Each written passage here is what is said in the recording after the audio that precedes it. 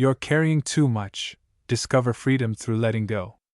Close your eyes for a moment. Take a deep breath in and slowly exhale. Now ask yourself, what are you holding on to right now?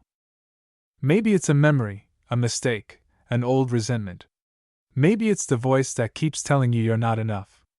In a world obsessed with more success, more possessions, more validation, we often find ourselves weighed down, exhausted, and quietly longing for relief. But what if peace doesn't come from adding more? What if peace is found by releasing what no longer serves us? Welcome to Meditation Daily Life, where today we'll embark on a powerful inner journey, one rooted in timeless Buddhist wisdom, guided by stories and insights, and shaped by the most essential question of all. What would happen if you finally let go? Buddhism teaches that suffering, or dukkha, is an inseparable part of human existence. From birth to death, from attachment to loss, we all encounter discomfort. But suffering itself is not the enemy. It is our resistance to suffering, our craving for permanence in an impermanent world, that causes deep turmoil. One ancient story tells of a woman named Kisagami, whose child died suddenly. In her desperation, she carried the child from home to home, begging for medicine to bring him back to life. A wise monk finally told her, "Bring me a mustard seed from a household untouched by death." She searched but could not find one. In her sorrow, she awakened to the truth: death comes to all. Her grief transformed into compassion. The teaching here is clear: the world will not always meet our desires, but it will always offer us chances to awaken. The question is, will we cling or will we release? To let go does not mean to abandon responsibility. It means to release our grasp on expectations, on illusions of control. Like a clenched fist opening, letting go creates space for breath, for clarity, for healing. I once knew a businessman who was obsessed with status. Every moment was filled with anxiety about success, about being better than the rest. One day, during a routine meeting, he collapsed. It was a mild stroke, but it shook his world. During recovery, he discovered meditation. For the first time, he sat in silence and listened to his breath. He cried, not out of pain, but out of relief. He had finally let go. Letting go is not weakness. It is a strength that comes from knowing what truly matters. Another story worth sharing is about a king who wanted to end all suffering in his kingdom. He ordered every path in the kingdom to be paved with silk. But one monk simply handed the king a pair of sandals. "Instead of changing the world, protect your feet." The king laughed and understood.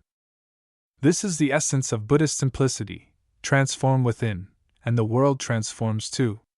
The Buddha taught that liberation is not a sudden thunderbolt but a steady rain. Mindfulness, moment-to-moment awareness, is the path. You don't need a mountain cave. You only need presence. Try this simple practice. Each morning, before reaching for your phone, place your hand on your heart and ask, "What does peace look like for me today?" Breathe into that space. Carry that breath with you into your coffee, your commute, your conversations. Peace isn't an event. It is a rhythm, like waves. When we match our steps to it, life stops feeling like a struggle. Let me tell you a story of two monks walking through a forest. They reached a river, where a young woman stood, unable to cross. One monk lifted her and carried her across. The other monk fumed silently. Hours later, he burst out, "You know we're not supposed to touch women." The first monk calmly replied, "I put her down at the river. Why are you still carrying her?" We carry so much. Old arguments, expectations, resentments. The path to peace begins with putting them down. Let's also explore the power of loving kindness. **Meta**. When you offer kindness to someone, you soften the walls of your own heart. Start small. Send good wishes to a friend. Then try it with someone you dislike. May you be happy. May you be safe. May you be free. In time, your mind will grow spacious. Your heart will expand. And the world will feel less threatening, more connected. One evening, an old monk told his student, "You cannot stop the storm. But you can calm yourself. The storm will pass. This is what our practice is about, not controlling the external, but mastering the internal. There is also the lesson of impermanence anicca. All things arise and pass away. Joy and sorrow, gain and loss, praise and blame. Nothing lasts. And while this may sound disheartening, it is in fact liberating. Because if nothing lasts, we need not grasp so tightly. Think of the cherry blossom. It blooms, dazzles, and falls. Its beauty lies in its transience. In the same way, our lives gain meaning not because they last forever, but because we choose to be present while they do.